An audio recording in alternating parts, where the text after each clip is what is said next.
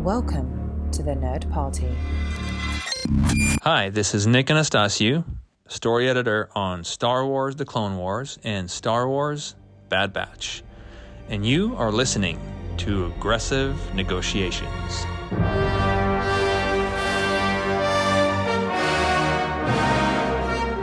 Hello and welcome back to Aggressive Negotiations, the Star Wars podcast here on the Nerd Party Network. That is your opportunity to delve into the topics, the deep, deep caves of rich, unexplored territory of the Star Wars galaxy far, far away. I am John Mills, and I'm delighted as usual to be joined by my dear friend, my close compatriot, Jedi Master Matthew Rushing, who is here today to once again be subject to the whimsical musings of a question that popped into my brain randomly just a day ago, where I sent a message to you, Matt, and I said, "Oh, can you record right now?"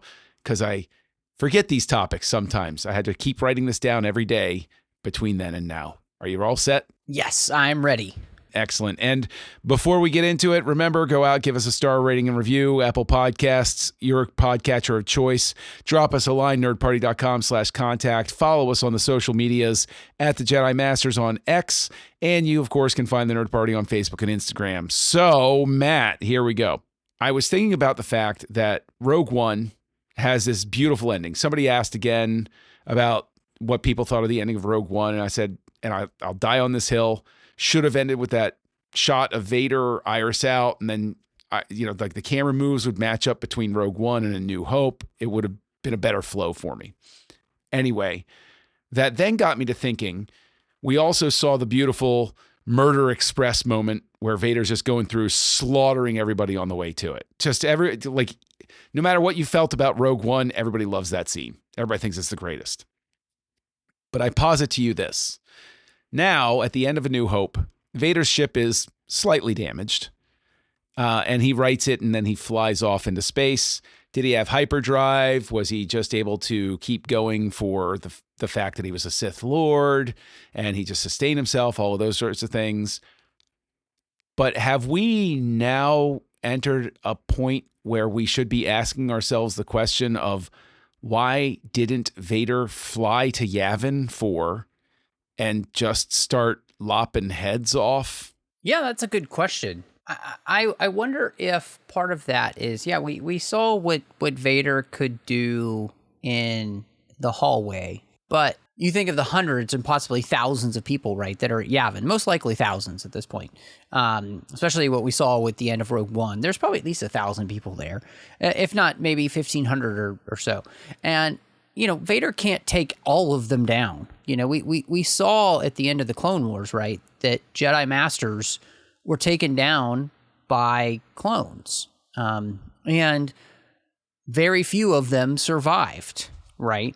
And so, yes, I know Vader has an incredible amount of power and all those type of things, but I don't think that he could take on every single one of the rebels on Yavin 4 and still live. He might take a lot of them out, but I also wonder, and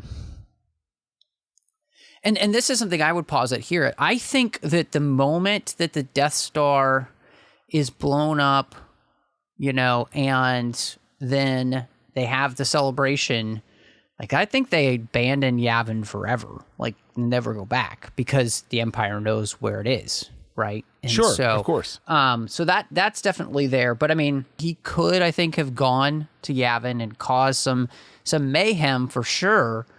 But I'm guessing he just thinks, well, we live to fight another day. We'll take these guys down, and we'll figure it out. Which probably plays into something that we see then at the Empire Strikes Back, right? We actually see that the rebels are really struggling. The fleet is still not on Hoth. They've at least learned the lesson after Yavin of not gathering everybody in one place. And so they have all the different cells out there. And then we later hear there's a line that everybody overlooks from Return of the Jedi. What are the reports of the rebel fleet massing near Sullust? And the Emperor saying it is no concern, right? Because of course the Emperor has traps within traps sort of thing going on. But I'm going to counter you a little bit with the Yavin thing, because if we go with continuity here, most everybody who was in the fleet that attacked at Scarif fled. They didn't go back to Yavin 4. So what was left back at Yavin 4 was the necessary token force, the people that couldn't leave, the equipment that they couldn't move, because it was a snap decision to attack. And they, of course, had fighters around and everything like that, but they didn't have everybody there. It wasn't actually enough for a large-scale assault on the Death Star. And Vader couldn't have landed, gotten out, and slowly gone through and like killed everybody. But he could have opened up with some strafing runs. Sure.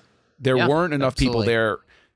There weren't enough people there to mount an actual defense of a really gifted pilot, because we've also seen in Rebels that he can show up and take out a small batch of ships, including cruisers, without even breaking a sweat. Yeah, great point. Which would be uncomfortable in all leather anyway. This is so true. I think he's got a cooling system in there. I'm pretty sure. Oh, he's got to have a cooling he has system. to. Yeah, there's no choice. Although, I mean, can he even sweat anymore is the question, because all of his pores would have been sealed up. So exactly. Would have been very difficult. But anyway, we digress usual. As usual. So I think that one way I can get there, let me throw this idea out at you, is we know that Lucas gets friskier and friskier as the movies go on, playing with figurative time at the end as opposed to literal time.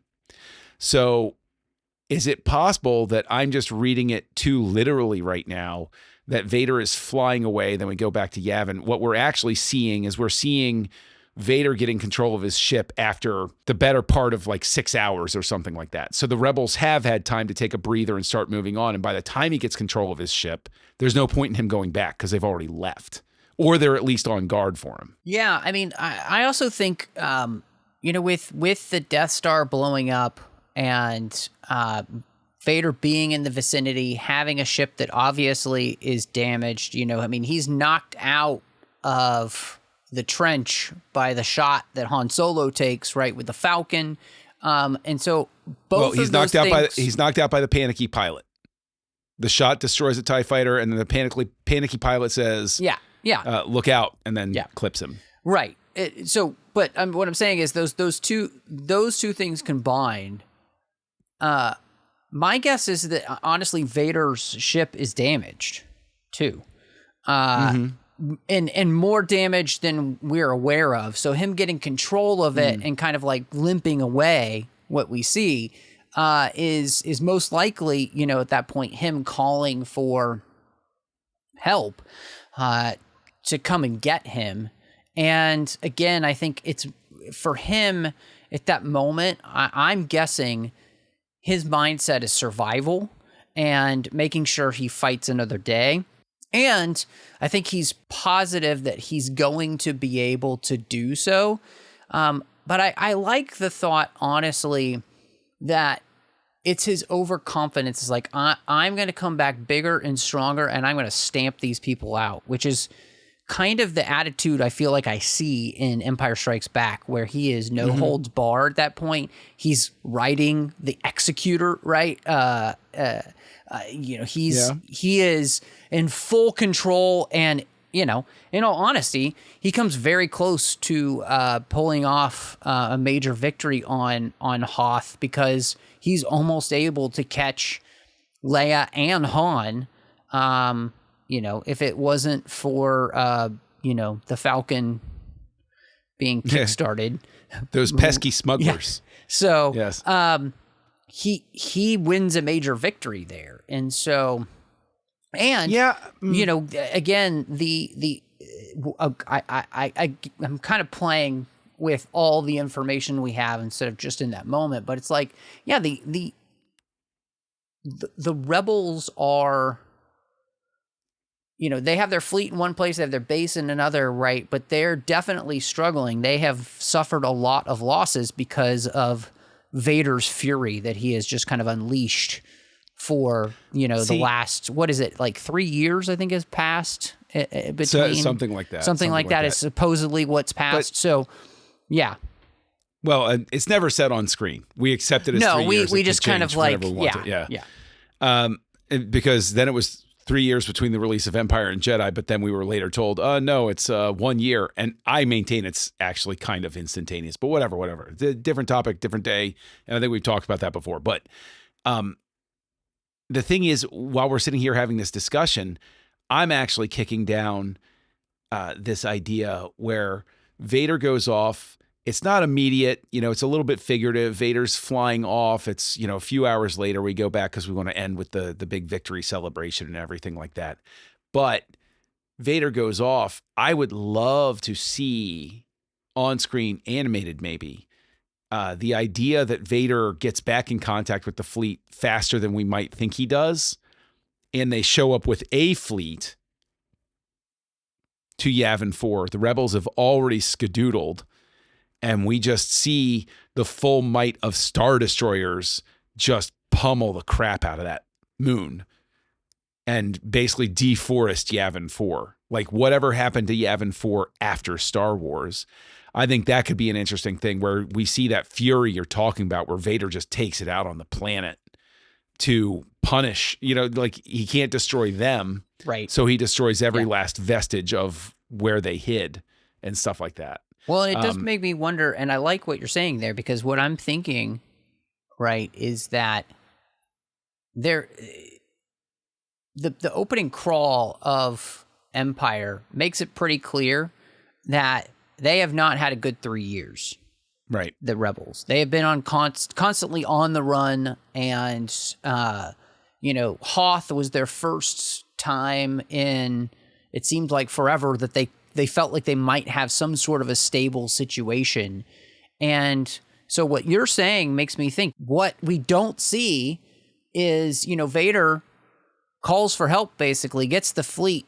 They might make it off Yavin, but from that moment on, they're just being hunted like dogs, Right. I mean, they're just being hunted, and it doesn't really end. And so, I think your thought process about Vader calling the fleet and that happening much more quickly than we might think it does actually makes sense with what we know from Empire.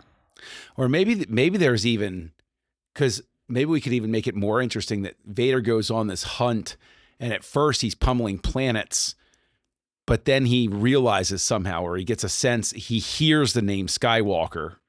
And that's the moment where we switch from pummeling planets and bombardment to AT-AT walkers and precision strikes.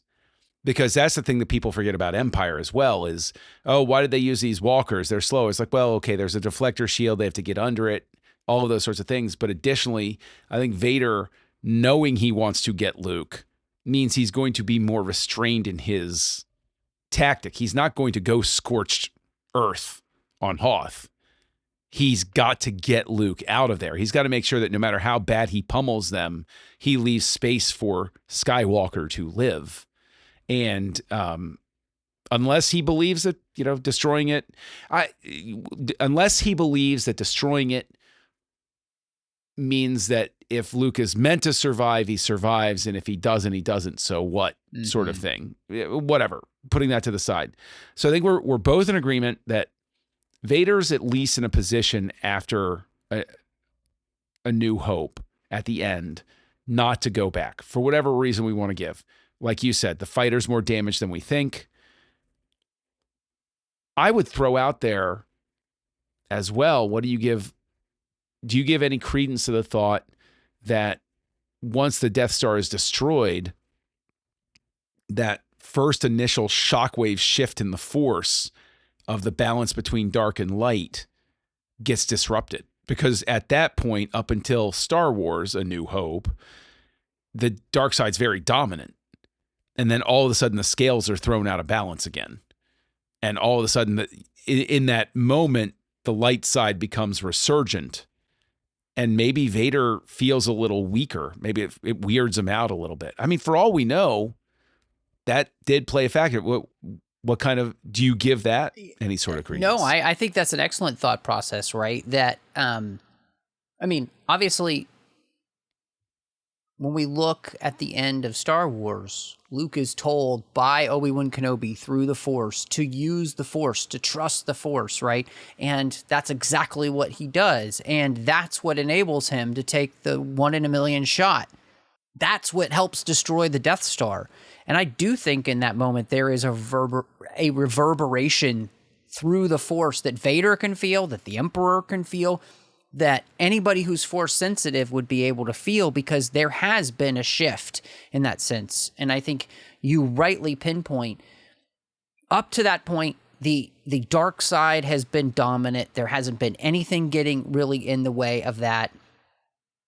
And yet, you know, you think about all of the things that have begun to domino effect, which are, you know, what we saw in Rebels, right? Mm-hmm. With the Empire being kicked off Lothal. We have what happens on Andor with the leaving of Mon Mothma from the Senate, that whole thing that happens there on Coruscant itself. And then the moment she gives her speech twice, you know, once in the chamber, and then, of course, once to call rebels to her aid.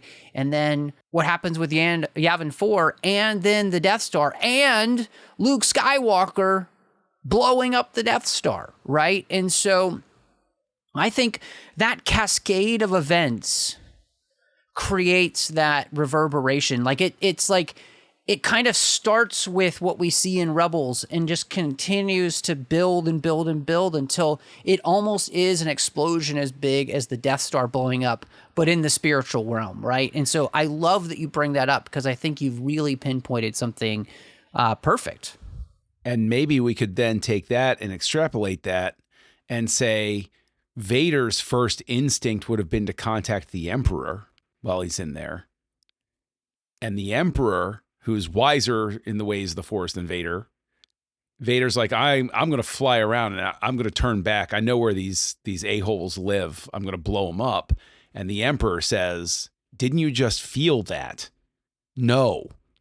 You come back here and you get with me, and we're going to do something special. So like that reverberation, Vader, very, very willful, very impetuous. I could see it being then that he calls the Emperor, and the Emperor's like, no, you dummy. You're going to lose if you go right now. We gotta, you know, commit some evil to get the dark side resurgent in this moment again, sort of thing. Well, so, and I think the Emperor doesn't foresee the Death Star being destroyed. I would imagine not. And so therefore, this is a kick in the nards to both of them, right? I mean, the Force nards are ringing in their bodies right now, because something they did never see coming happened. And so I really like this idea that is one of the biggest reasons for Vader to not try something so risky, because not only is he reeling figuratively and literally in his ship as he tries to get control of it, but that spiritual reeling of, okay, something just happened in the Force that I did not expect. And not only that, but you think of, on top of that, you just had Vader take down Obi-Wan Kenobi hours before this, you know, and yet Obi-Wan disappears. He doesn't, you know, Vader realizes he didn't kill him. He disappeared. So I think there's that on top of it as well. And so I could totally imagine Vader kind of being really off his game, you know?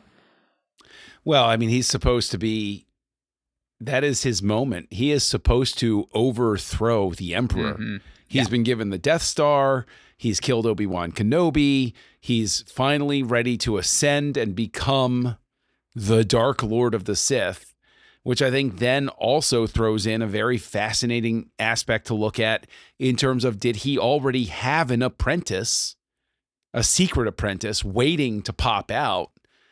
And there are so many story possibilities here. I almost want to beg the animation department to. I don't think live action is ever going to fulfill us here, but I think we're spinning a couple of really interesting tales of Vader.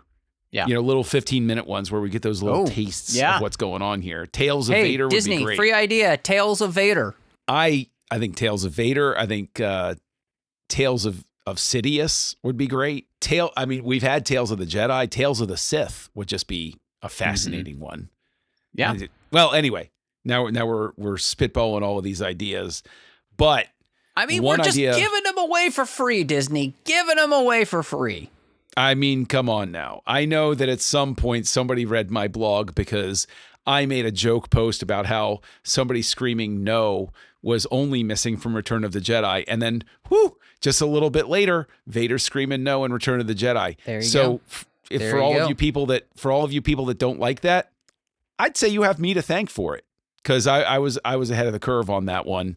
You're welcome, and I like it. So I've gotten, just as a side note, Nerd Party co-founder Tristan Riddell hates that I love Vader shouting no in Return of the Jedi.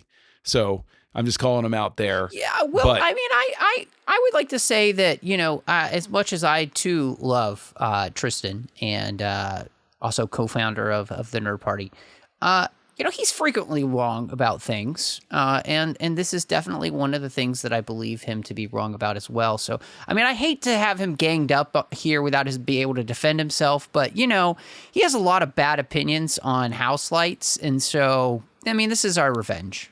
It's funny you mention house lights, because that is one of the places you can hear me here on the Nerd Party Network.